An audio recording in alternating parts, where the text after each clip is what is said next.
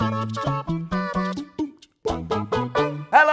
and welcome to 4-4 News. I'm Adam Wilbourn from What Culture Football, joined by Adam Clery from What Culture Football. 3 months now, 3 months, and we still haven't got a better name for it than 4-4 News.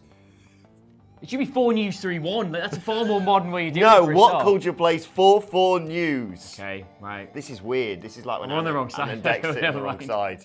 But yes, we are here with 10 transfers that could happen before the window closes later on today. This is almost like the What Culture Football Transfer Centre. It is, yes, but instead of Jim White and his yellow tie, you've got me and my... What is it? What?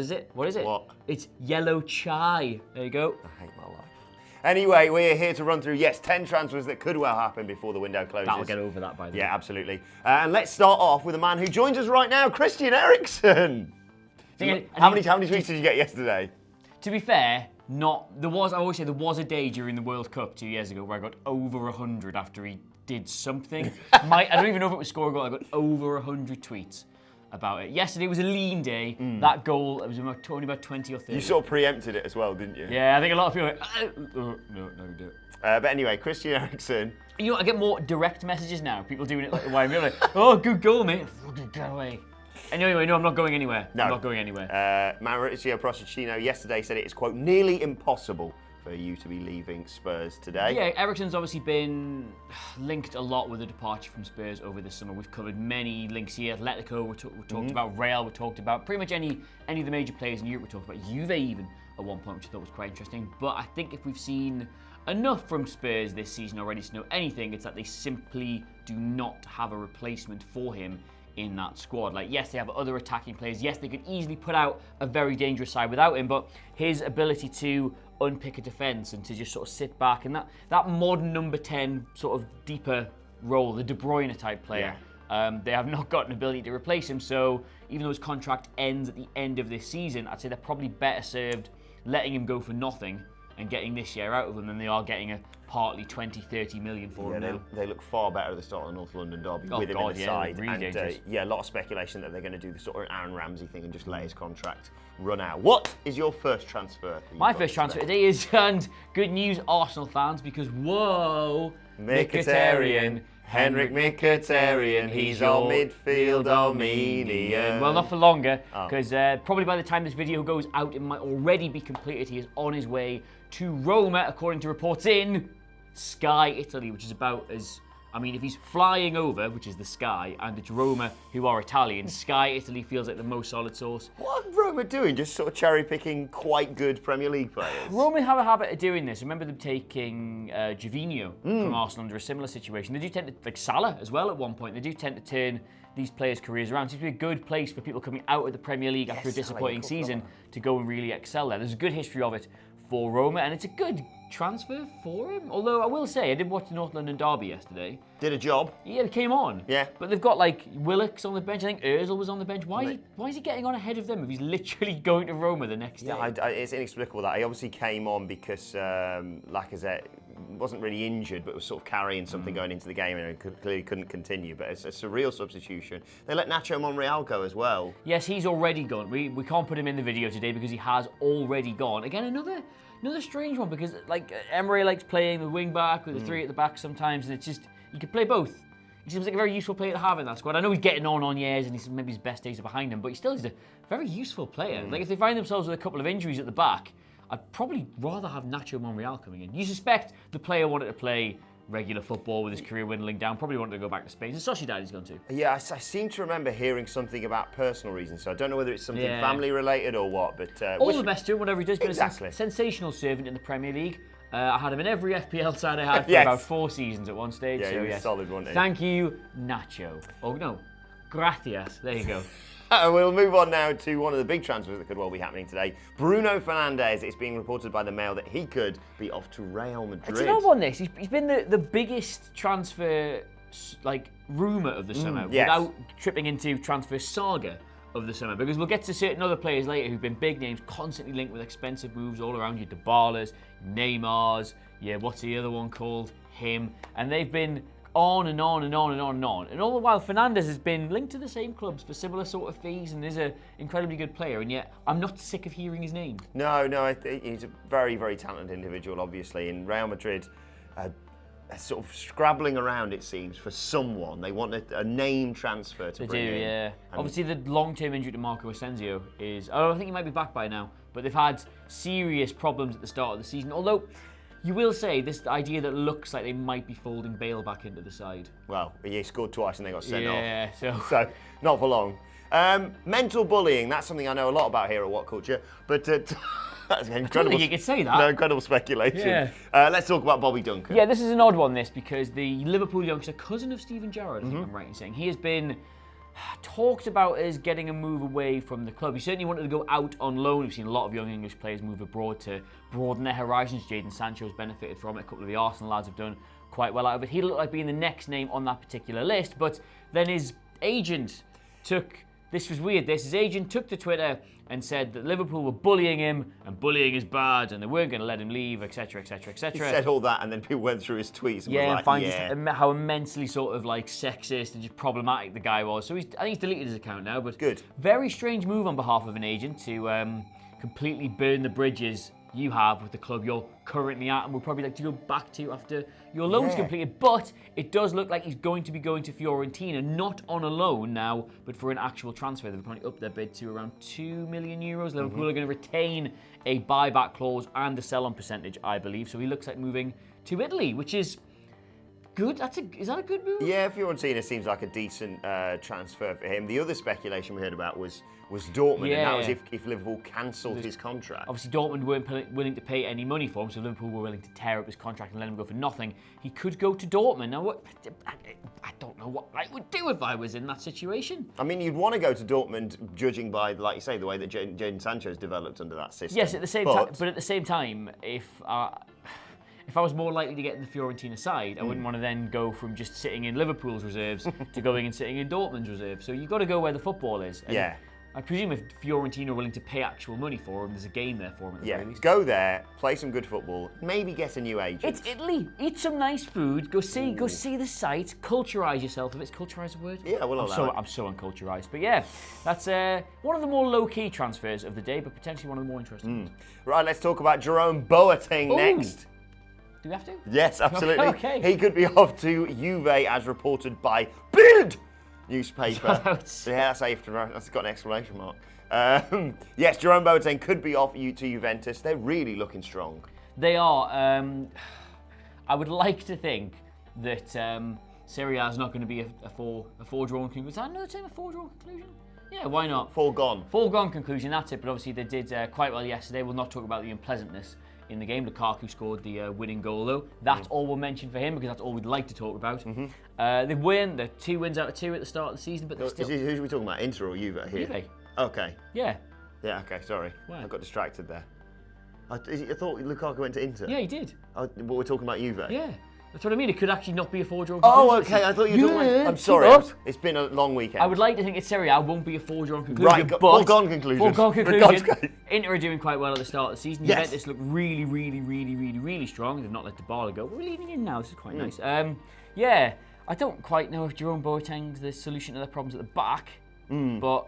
I mean, he's not a bad player. No, exactly. He'd be a great addition to Juventus, and I can't see past... As much as Inter are doing well, I cannot see past Juve. And I think they could be, I'm not going to say an outside bet, because they're obvious contenders, one of the real contenders for the Champions League this season. Inter are my dark horses for the Champions League this season. Because you tend to look, there's a lot of teams do quite well in the Champions League who are not exactly solid. Like, being solid at the back gets you a much higher league position than you're expecting. Being wickedly good up front and just randomly outscoring teams, a la Spurs last season, gets you far in the Champions League. I can honestly see them just boxing their way through a couple of much bigger sides. I'd like to see that. I would like to see that. Anyway, speaking of Italian football and high banter concepts, Mario Icardi. Oh, I love him. Mario Icardi, would you like to just remind them what our funny story about Mario Icardi is? Our favourite thing about him? Yes, he has got a former teammate's children tattooed on his arm because he, I think, cheated on the teammate's... Maxi Lopez, isn't it? Maxi Lopez, yeah. He cheated with his wife, then married his wife. Then married her, and then and then got a tattoo of his kids on his arm, and that's why he doesn't play for Argentina, because Maxi Lopez is really good friends with Messi, who said, no, you're not playing for us. That is Would you ever do that? Like, would you do that? I wouldn't get a tattoo, so I think if you had 2 kids and I got with your wife, I would probably get a tattoo of your kids for the crack. Like, yeah. I almost certainly. In fact, no, I'd get a nice little family portrait of all of us, and then just like walk around the office like this. Oh, Look to the guns. Anyway, yes, he might be going to PSG according to God knows how many reports, but specifically the ones in RMC Sport, which are the French sporting publication. Now, interesting one this, because there's been so much talk of PSG offloading Neymar, which again we'll get to later on. He was going to be going back to Spain. He was going to go back to Spain. He was going to go to Barcelona. He might even go to Real Madrid. Hell, there was even talk that Man United would be in for him back when we were believing stories that Man United were buying anybody. A bit of an odd transfer this if they're not going to offload Neymar, because you wouldn't say they're desperate for another body up front, especially not someone who's going to be expecting to play a high-profile transfer, someone who's going to be in every single week. You wouldn't say necessarily that makes a lot of sense, but this is PSG and the wealth of oil money, so could happen. Yeah, PSG are the banter side, aren't they? They just go in, they've been great. Don't worry, we're going to win the Champions League, definitely this season. What's that 89th minute penalty? What's that with 4-0 up in the first leg? What's the worst that could happen? What's that, Man United? Icardi would fit right in at PSG in terms of oh my banter. God, he would have an app. Imagine all the wives he could have affairs with, like in Paris. The city of love. The city of love. Let us talk now about Zlatan. Speaking of love, things you'd like to see. Yes, love to see it. good kind of transition. Sorry. Let's talk about Zlatan Ibrahimovic, who's being reported by The Sun, are going to be, he's going to be potentially moving to Napoli. The Italian game would suit Zlatan in this era of his career. Well, he's played there before. He's had extensive spells in Italy, and as he's done everywhere he's played, he's scored lots and lots of goals. But I think I love the idea so much of Zlatan and MLS. This is again, we do have American viewers. This is no slight against MLS. I think it's a very, very entertaining league. But I do love it when world-class stars from Europe or wherever go over there and they're in there. They're in there, I do not care anymore years, and they're still like some of the best players in the league. Like Rooney did some amazing things at DC United.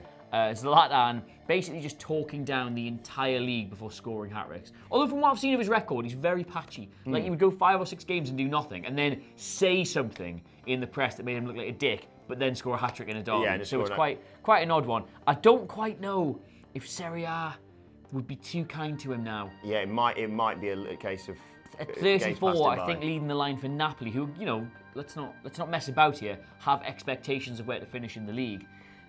I don't know. No disrespect to Zlatan. I think if he was going to go anywhere after MLS, it'd probably be back to Sweden. And they've just signed Fernando Llorente as well. Yeah. So firepower. A gorgeous front line. Yeah, Llorente and Ibrahimovic would be handsome. Let's talk next about a potential swap deal, the things that only normally happen on the likes of Football Manager. Should we move around? We're sitting in the wrong place there. We're going to do a potential swap deal for you now. Oh, this is going to be good. Wires. I've got the wire. Go on, there you go. Go on. We're going to go. Right. Yeah. This is us representing a swap deal. Oh, I've gone too far here. There we go. Okay, there we go. So, in this situation, I'm playing the role of Ivan Rakitic. And I am playing the role of Emre Can. Yes, I could be off to Juventus. He's on the wrong side now, yes. And I could be off. So they're actually going to talk about a Juve-Barca swap deal. That's the sport in Spain. You've written sport in Spanish? Sorry. Sport in Spain have been talking about the potential of a swap deal between these two clubs. Now, we heard all summer that Rakitic was leaving Barca. His time was there. We thought it was hilarious because he's going to leave Barcelona just as they literally got the Croatian pattern football kit, which is a bit of an odd one. But yes, still there as it currently stands. But a swap deal has been mooted between him and Emre Can, which is an interesting one because you would say that benefits Juve far more, way more. I don't know if did Barcelona really need an Emre Can in that time? No, I don't think so. I think Juve would be crying out for someone like Ivan Rakitic to get involved with the side if they're retaining Dybala and Ronaldo and all those other phenomenal players that they've got.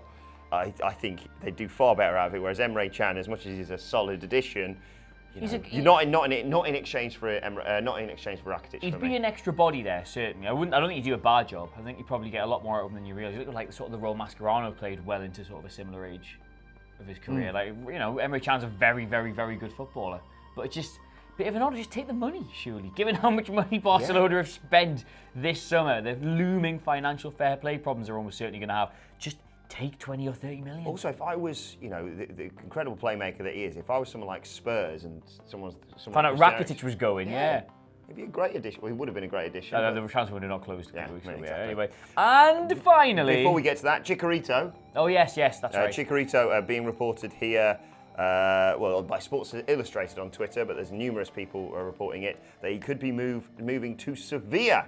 I would like to predict that before this video goes live, both the Mkhitaryan and Hernandez transfers are done. So we look like idiots. So congratulations. Yeah, congratulations. Nice to have a lovely return for you in the Premier League. One of my favourite centre forwards, him. He's always good value. He's just wiry and lively and small. Doesn't get enough credit for that amazing backward header he once did. Reminds me of a young me. Or an old me. How old is he? Probably about 33, I'd guess. An old me. I'm younger than Chicharito. Yeah, that'll do. And finally, Enjoy Sevilla. Yeah, it's a nice place to go. I've been to Seville, it's lovely. Finally, finally, it is our pleasure, Wow. nay, our duty, to finally wrap up the probably getting into hours worth of time we have spent on this channel talking about Neymar this summer. We can confirm, finally, without a shadow of a doubt, that in the summer transfer window of 2019, Neymar will be going to absolutely nobody. After all that, every single day, new story in the Neymar saga. He's going here, he's going there, swap deal here, they're going to do Dembele for him, he's going to go this, going to go that, his agent's done this, blah, blah, blah, etc., etc. Nope. Staying at PSG. Yes, Fabio Paratici, sporting director, said we can absolutely rule out. That's Dybala I'm talking about, not Neymar. I'll get to Dybala in a second. Yes, Neymar is going absolutely nowhere. It's been reported almost everywhere. I think by all reports, Barcelona are going to try and come back in for him next summer. Yep. But yeah, he's going absolutely nowhere, as is Dybala, another one of the transfer sagas of the summer. Fabio Paratici of Juventus sporting director said, we can absolutely rule out Dybala leaving this summer. We can exclude that as a possibility. And he said that just before the Serie A clash with Napoli. Well, there we go then. So the two biggest transfer sagas of the summer. Where will Dybala end up? Where will Neymar end up? Yeah, exactly where they started. Nowhere. Yep, that's good. Join us in the winter for more live reports of the transfer sagas as they go on and on and on. But go on, wrap it up because I think the camera's going to fall over. Right, let us know your let us know your thoughts on all of these stories in the comment section below, and don't forget to like, share, and subscribe. And you can tweet us at WhatCultureFC. You can follow him on Twitter at Adam Clery. You can follow me on Twitter at Adam Wilbourn. And make sure you subscribe to What Culture Football for daily football podcasts too. My thanks to Adam Clery. Thank you for watching, and we will see you soon.